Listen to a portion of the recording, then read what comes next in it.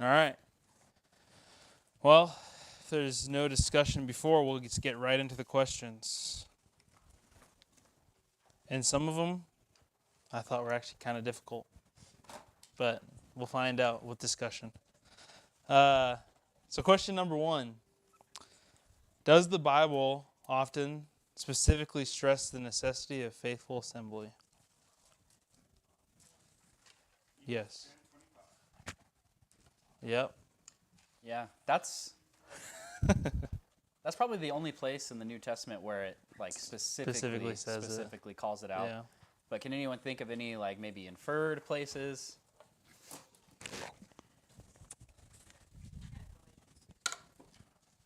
Bear one another's burdens? Yeah. Yeah. For brothers in spiritual trespass, you who are, Yeah.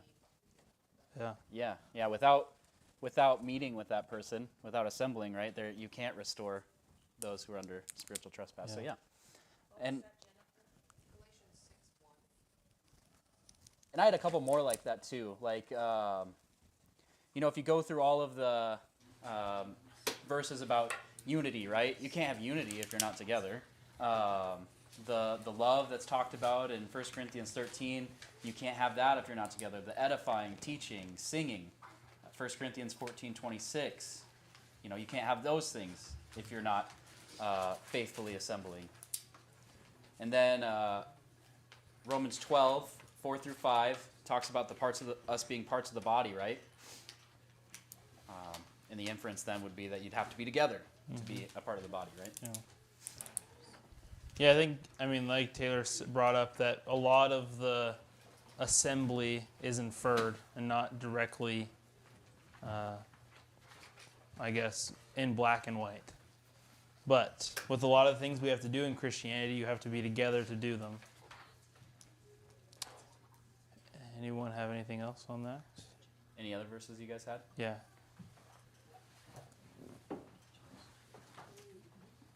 All right. Yeah, that was a good. Question 2. Discuss assembly as a logical and essential social and religious practice of God-fearing people.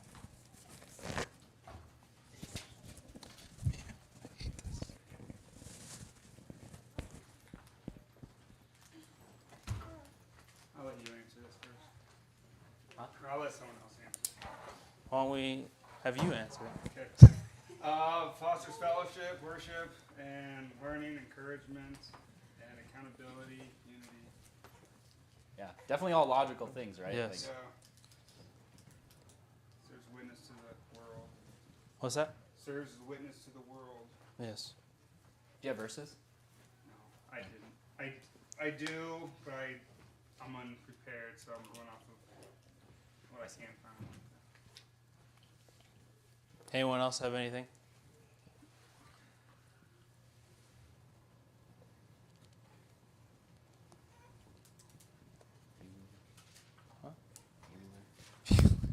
Just all that you were saying to can't do any of that without. A lot of almost everything we do, and we're commanded to be together, like say, as part of the body. It all involves more than one person. Yeah, We're assembling. absolutely. That's I brought up in my sermon the verse that Jesus says, where there are 2 or 3 gathered in my name, I'm with them, right? Or 3 or 4, I can't remember exactly. I think it's 2 or 3, right? Yeah. So it's not a solo thing, and the logical part of that is found all throughout Scripture.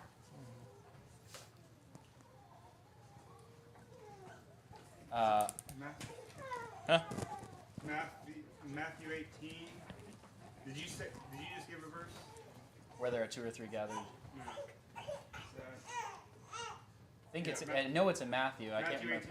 Yeah. Good. I found my notes. I typed them up. You were right. Matthew 18:20 is what I had. Yep. Yeah, and if we just even look at,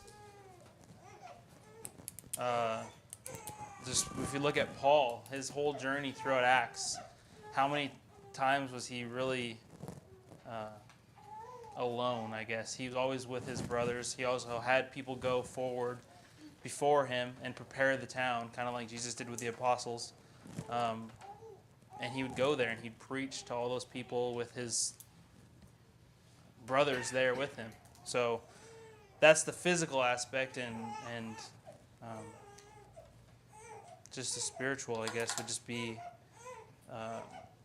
we need to, in a world like ours, it's important to have people who have like-minded opinions, like-minded religious beliefs. So when we're together, we can just foster that and know that we're accepted in those beliefs and everything. When then you go out into the world and you're around people who don't necessarily believe what you believe or think how you think. So, Jim. So yeah, as far as like verses, I wrote down, like Hebrews 10:25, obviously, but also in Acts 20 verse 7, it talked about when they came together to break bread, and Colossians 3 and Ephesians 5, those are all talking about singing and teaching one another, admonishing one another through songs, and teaching one another in songs and spiritual songs. And in 1 Corinthians 4:26, and when you do come together, so there's many emphasis on coming together in the New Testament to do these things that we call, elements of worship. They can't be done alone. Yeah, we've all heard of edifying, right? Do we know what edifying is? So multiple times in the Bible it tells us to edify one another, and that word basically means build up, right? Building up. Yep. So again, if we're following a path of logical, to be able to build up one another, you got to be together. And that there specifically Ephesians 4:12 talks about edifying the body of Christ. So if we're doing a Bible study with someone, that would be 2 people we get usually, like 2 or 3 people. And that's still, that would be a religious assembly in a way. You think of assembly as being like 50 people or something. Like a formal thing. Yeah, and there are formal assemblies. Like we're specifically commanded to meet on the first day of the week. That would be a formal assembly, just like the Passover, right? That was a formal assembly that God ordained. But there's also non-formal assemblies, like the priests had a job to teach the people, right? And oftentimes that would be in a non-formal way. There are formal assemblies and non-formal assemblies, and both are important. Well, I mean, even a time like right now, where does it say in the Bible that we have to meet at 7 o'clock on Wednesday? So I see this more as informal than formal. Like Taylor brought up. Taylor brought up that Sunday, the first day of the week, that's our formal worship to God. Not to take away this from being worship, but this is kind of more informal, just kind of studying. Whereas that's our worship. Like a Fifth Sunday singing, Right. Yeah, where does it say that? Yeah. Yeah. But it's necessary for the building up of the saints. Okay, I keep saying verse. Question 3. What 3 institutions provided for the religious assemblies of the Israelites? Yeah, I'm interested to hear your guys' answer. Got to put on your Old Testament cap. Because in my head, 2 are really easy. Yeah. And the third one I have to bargain in my head. Right. Whether or not. The feasts and festivals that they're supposed to have. And then tabernacle and synagogue.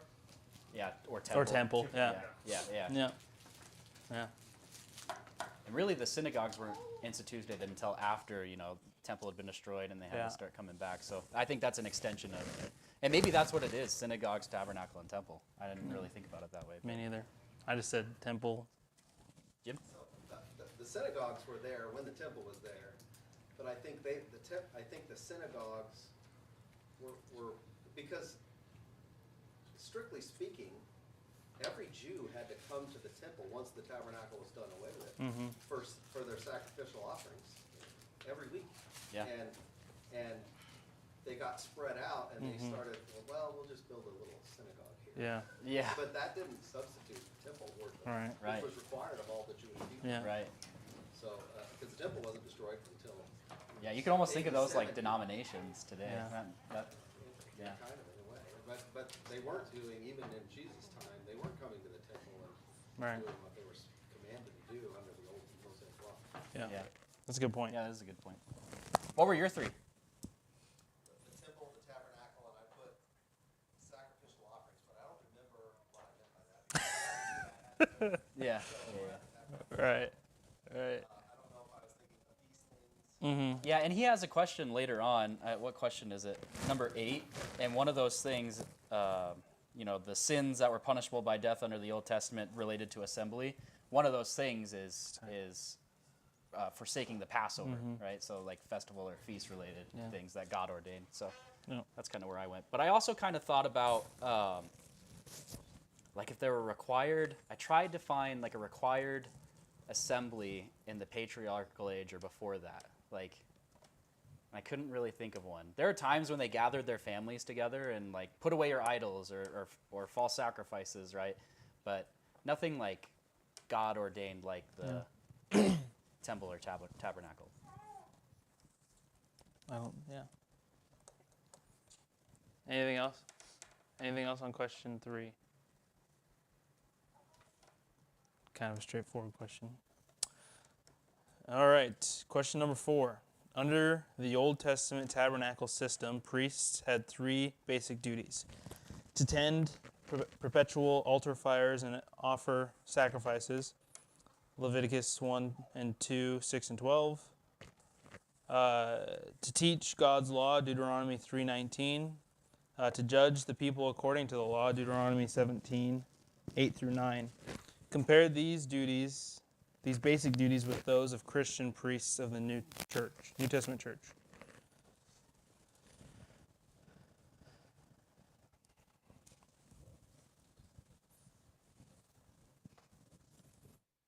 I think there can be many answers here.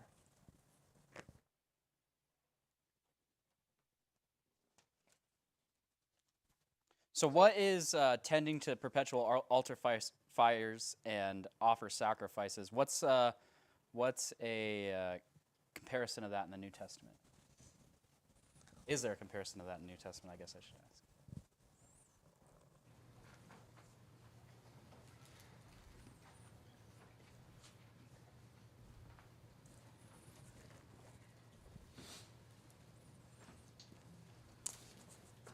Jim. So I have praying without ceasing or praying continually in 1 Thessalonians 5:17, and offering ourselves as a living sacrifice, Romans 12:1. Mm-hmm.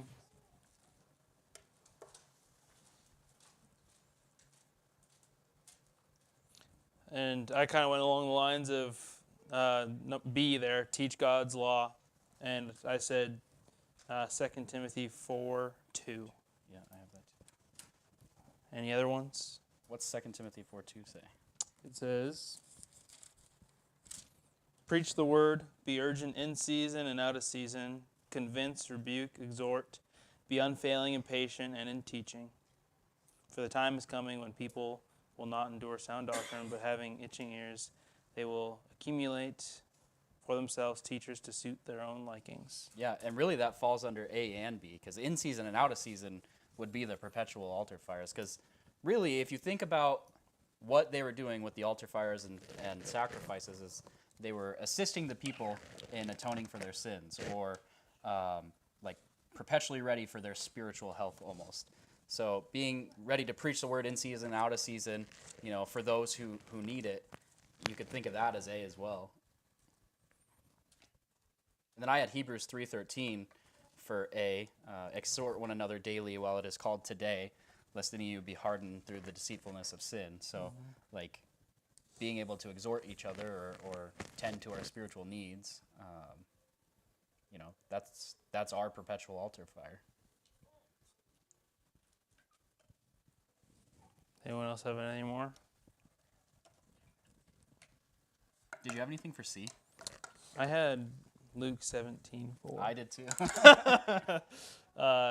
Yeah, because in judging the people, Once they have asked for forgiveness, we are told to forgive them. Yeah, considering one another and exhorting one another is, that's a process of judging spiritual needs as well. Yeah. Your scripture went along with that too, like about rebuking and Oh. exhorting. Like, Yeah. you have to see people sin before you can teach them about it or rebuke them. Yep. You have to judge if it's what they're doing is right or wrong. Yeah, and it's not that we're seeking it, but Well, it's a command. It's a commanded thing to do. yeah. To what? To judge our brothers and sisters. Yes. Whether we're fit to serve God. I agree. Yes.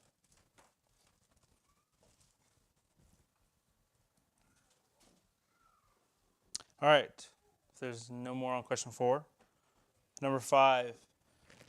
Who are the priests of the New Testament church, the Church of Christ? And it gives us some verses there that we brought up in class on Sunday.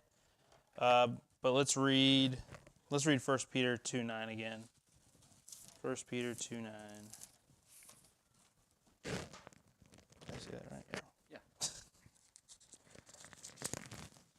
Which reads, "But you are a chosen race, a royal priesthood, a holy nation, God's own people, that you may declare the wonderful deeds of him who called you out of the darkness into his marvelous light."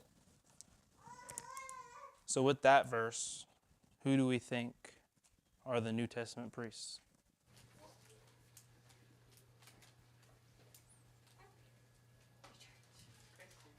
Christians, yeah. Which is funny because, like, if you look at like the religious systems, like denominations that have been around for a long time, like the Catholics or like the Orthodox Church and stuff like that, like they have people that they slid into those roles that are elevated, and not everybody is a priest in that system. Just like not everybody is a saint. And if you read scripturally, what do the scriptures say? I don't know where I was going with that, but that just popped in my head. Yes. Yeah, I mean, it's true. It is well, it's like, yeah, it is everyone, all the Christians, and like this, what we're discussing, the discipline. Some would say it's an elder's job. Well, not just it's everyone's job. Mm-hmm. Yeah. Jim, you had your hand up? Yeah, I think that's an important thing, because if you make some people the priests and the rest aren't, then they're just the commoners, and they're not required. There's not as much required of them. Oh yeah, And definitely. you're held less accountable, and so I think it's important that he says we are all priests, and Christ is our high priest. So we're all serving in the temple, Yeah. and we all have these high expectations. You look at what the Levites were compared with the rest of the tribes of Israel. We are, quote unquote, the tribe of Levi now. We're held to a standard, and if you go back and look at what all the Levite people were to do, like even in It's crazy. Ezekiel, where they had to go find the people that were Levites, and they had to cleanse themselves for 7 days before they could even enter the temple, And the standard that God held those people to, like they dropped the what was that called? Why can't I think of it? Wish I could know what you're trying to say. They dropped the thing and God killed them. Oh, the tabernacle? No, that was Ark of the Covenant. Yes, yeah. Yeah. And he reached out. I just Yeah. kept thinking Indiana Jones, and I know that's really bad. Yeah. The consumer versus the server. Like, we shouldn't have like people who are serving and people who are consuming. We are supposed to all be serving. Mhm. You shouldn't be not serving. Like, you should be serving the church and whatever your God ordained way is, whether you're a woman or a man. You're not just here to sit in the pew and consume. Yeah, and if you look at it the way of like through the consumer's eyes, through your words there, the Old Testament kind of becomes moot. Like, what do I care that the Levites did all of that? How is that a lesson for us? And I have a verse for this. It's Colossians 2:17, which talks about the shadow of things to come. Like, all of those things play into how we view God, how we view our role in his church. Like, it all happened for a reason.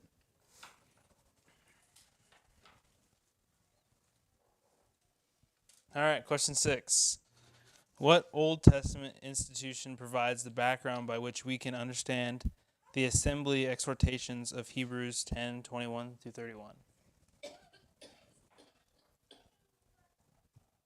Took me a while to figure this one out, honestly. I just said because, up in there it talks about the sanctuary. Yeah. Tell them.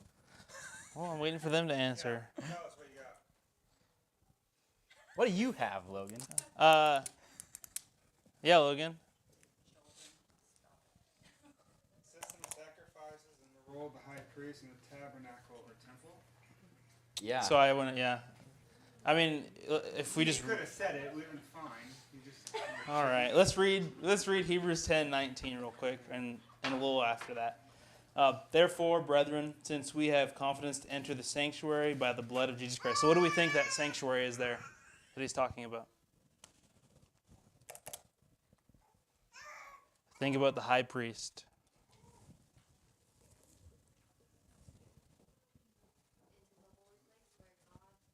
Mm-hmm. Yeah. Yeah, before that was cut off. Like, yeah. The priest had to pray for the people. Like, God didn't hear them unless through his Levitical system, right? Mm-hmm. Like, and now we have that. I mean, he had special people that he talked to and everything, but as a whole, the system worked differently than it did now.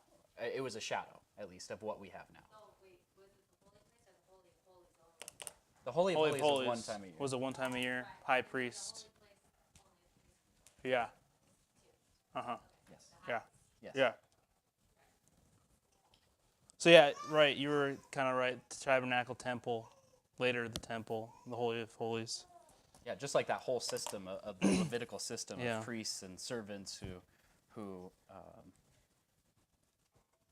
did all the heavy lifting for the people, really, like. Yeah.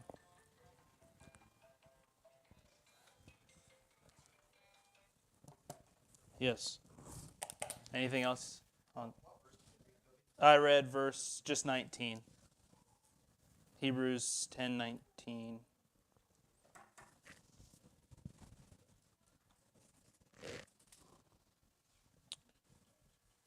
All right.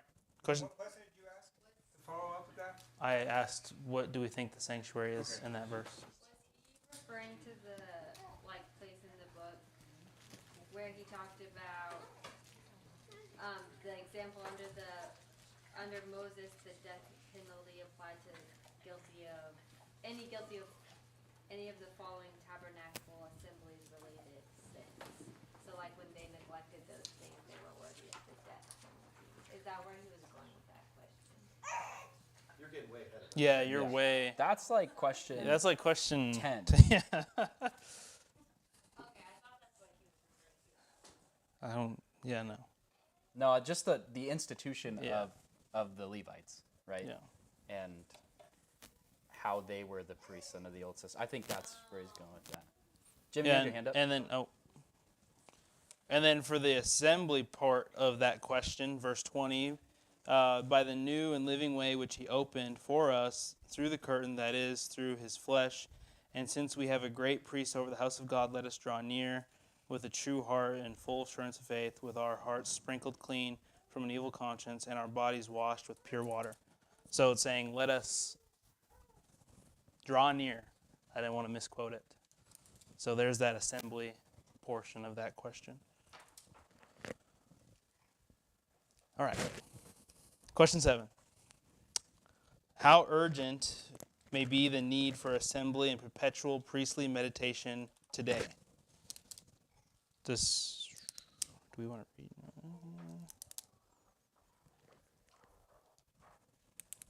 How much time do we have? Probably just want to talk Just- about it. I don't know yeah. that we'll get through. Oh, yeah. And some of these verses we've talked about. Like Yes. Hebrews 3:13, I think we've talked about. We've talked about it, yeah. So what do we think about this question? 3:13.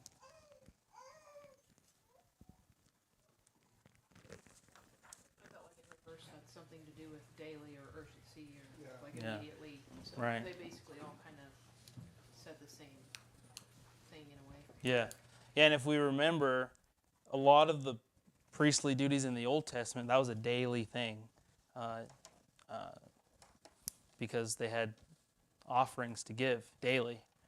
If you read through Exodus through Deuteronomy, essentially you see that those priests were working daily, serving God. Yeah, and like really the most urgent part is in Hebrews, where we've kind of stayed around, where he talks about,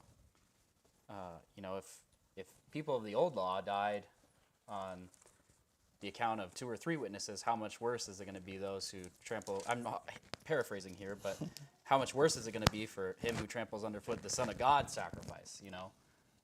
And that's the urgency. It's harder for a camel to pass through the eye of a needle than, that the urgency is certainly there. The Easter holiday came to mind when I read these. That a lot of it doesn't say we should assemble once a year on Easter. Yeah. Most people check their boxes with Christmas and then Yeah. Easter, and then they kind of check out there. Yeah. Several of them that said no, you're due today. Yeah. And I kind of answer this question in light of like assembling and the Old Testament, and like all those scriptures point out, like if your brother has something against you, and all these immediate needs you may have to gather together. That I can't remember what preacher when in my life said it, but someone brought up the point, like, there's those times when we look forward to coming on Sunday morning, and we just want to see our brothers and sisters and worship, and he brought out, but a lot of times some of you aren't here when we come. You go do something else, or you found something other to do. Well, imagine if you had one of those Sunday mornings where you're like, man, I just can't wait to get to worship, and you showed up here and no one was here to worship with you. And he said, and that's what I feel like when you're not here, when I'm looking forward to seeing you, and you don't come, it's just let down. So even just your presence encourages those around you, just like you would be encouraged to come and worship, and we're all here. And what if you came to worship and no one decided to come that day? Yeah. So Yeah. that's just always really stuck with me, that it's it's a two-way street. Mm-hmm. Yeah, that's a really good That's a point. good point. I kind of went down that path, like, when we have guests here, how encouraging is that when we have visitors here? Mm-hmm. Like, it's not the same. Yeah, everyone here is great, but Yeah. like, how encouraging is it when you get a passerby and he's like, oh, thanks for coming to worship today. Yeah, especially on like a Wednesday. Like when I see a visitor on a Wednesday, I'm like, man, you're awesome. Yeah. Yeah. Yeah, I want to just bring up a verse that I read today. Again, kind of talking about the daily aspect that Jennifer mentioned, but in Exodus 29, verse 38, and this was when God was telling Moses how to ordain Aaron and his sons. Now this is what you shall offer upon the altar, 2 lambs a year old, day by day continually. So that was one of their duties, to do day by day continually. It's a lot of lambs. It's a lot of lambs, yeah. And thanks be to God that we don't have to do that, or else we'd all be sheep farmers and I mean, they were. and have cattle Yeah. all over the place. Yeah, I wonder if we say, oh, well, I don't have time to do that because I have to, go here or go there, Mm-hmm. Yeah. whatever. Probably not. No. And that happened. God had, you kind of fell right into question 8, because God had specifically accounted for people that did that. We'll start in Leviticus 23, 27 through 29. This is named 4 assembly-related sins that were punishable by death under the Old Testament law. So you kind of talked about excuses. God thought about those.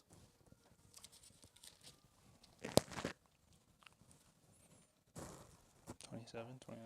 Leviticus 23, 27 through 29 reads, And also the 10th day of this 7th month shall be the day of atonement. It shall be a holy convocation for you. You shall afflict your souls and offer an offering made fire to the Lord. And you shall do no work on that same day, for it is the day of atonement, to make atonement for you before the Lord your God. So no working, afflicted. If you look into that word, you had to deny yourselves. So if you go to work, you're no longer denying yourself.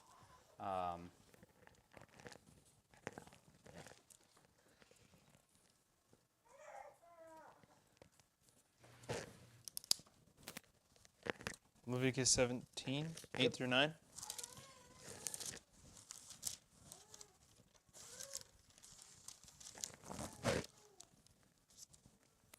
And you shall say to them, any man of the house of Israel or of the strangers that sojourn among them, who offers a burnt offering or a sacrifice and does not bring it to the door of the tent of meeting to sacrifice it to the Lord, that man shall be cut off from his people. Yeah, so sacrificing away from the tabernacle is enough to get you exiled. Mm-hmm.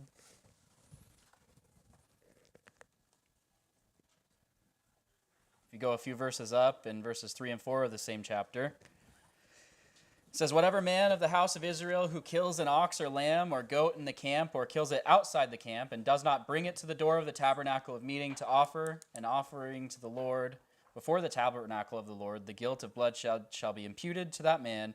He has shed blood, and that man shall be cut off from among his people. So sacrificing away from the assembly, essentially worshiping on your own. Have you ever heard somebody say, like, I have church by myself, or something like that? Like, you can't do it. It's not anywhere in the New Testament. Or Old, for that matter, if you look at the shadows. And I'll just read Numbers 9:13 real quick. But the man who is clean and is not on a journey, yet refrains from keeping the Passover, that person shall be cut off from the people, because he did not offer the Lord's offering at its appointed time. That man shall bear his sin. And I find it interesting that in all of those, or not all of those, but most of those, it talks about or the people who dwell with you. So like not even necessarily Jews, but if there's not a Jew who's dwelling with you, they also had to keep it in order to not spread that kind of cancerous attitude of not following it. So even the people around them, he tried to make sure just to keep his people clean, which is a good lesson for us. Anything on those 4 verses that maybe, Jim? I got a little hung up on cut off, because he says they're worthy of death, and then in some of them they say cut off, depending on what verses you're using. But to be cut, so just an example in Exodus 31, 14 through 15 is God's law for the Sabbath and not working on the Sabbath. And then later on it gives an example of somebody who doesn't work on the Sabbath and how he got cut off, or does work on the Sabbath, and he was stoned to death. Mm-hmm.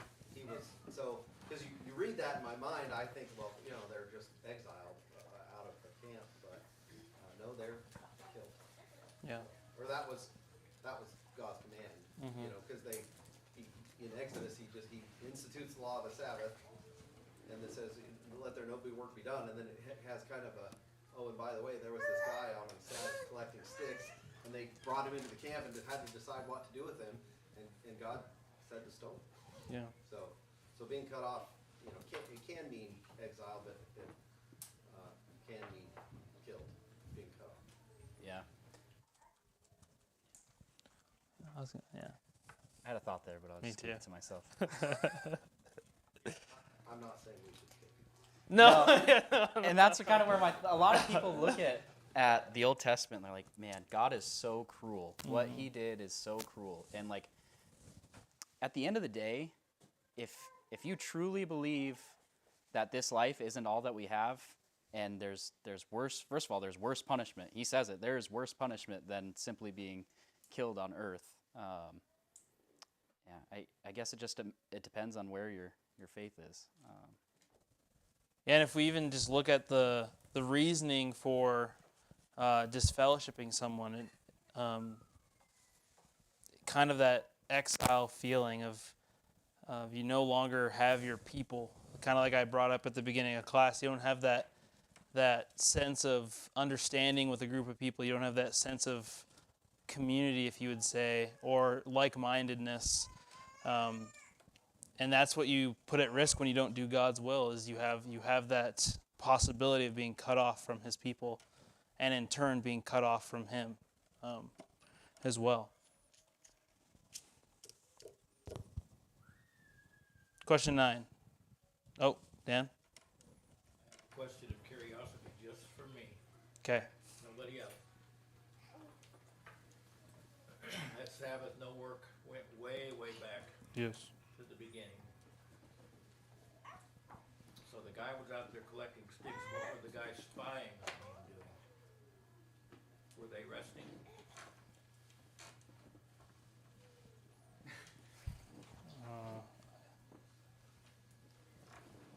I mean, I can't be for certain what he was doing. Maybe he was just sitting in his house and he saw him picking up sticks. I don't know. Supposed to rest, right? Yes. And do no work of any kind. Yes. So if he was outside the camp and they went outside the temple to find him doing that, were they obeying the law? I mean, they easily could have seen him coming back in with a handful of sticks and made some assumptions. Yeah. I didn't know what she said. She said they could have seen him coming back into the camp from outside of the camp with a bunch of sticks in his hand. And what I would say is I'd assume that he wasn't doing anything wrong, because then wouldn't he then have been punished just as much as this guy? And that's just me assuming. I don't know the I was answer. asking you. Yeah.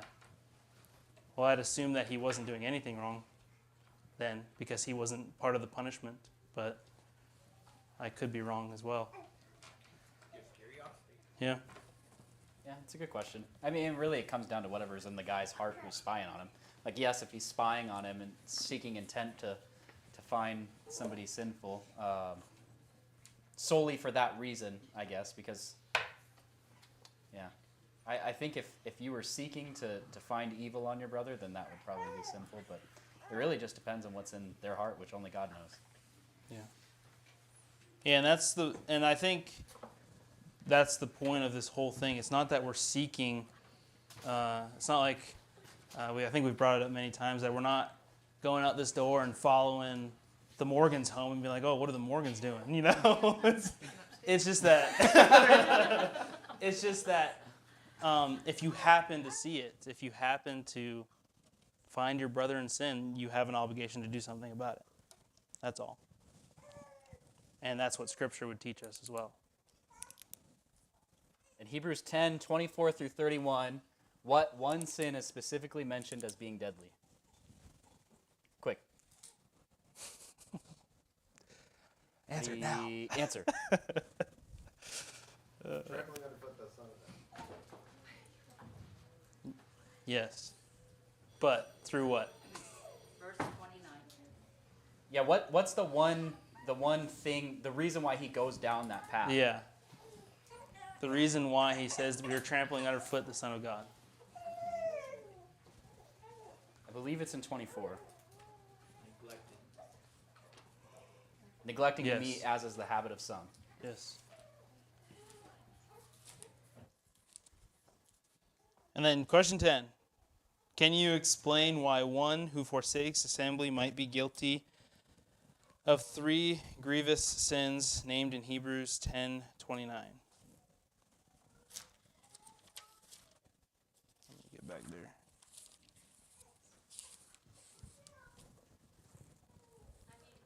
Assembly really does come down to priorities. So if you're not assembling, then you are not making that your number one priority. I mean, I'm sure that's just a general blanket statement, but anyway, that's really what it comes down to. What's your priority?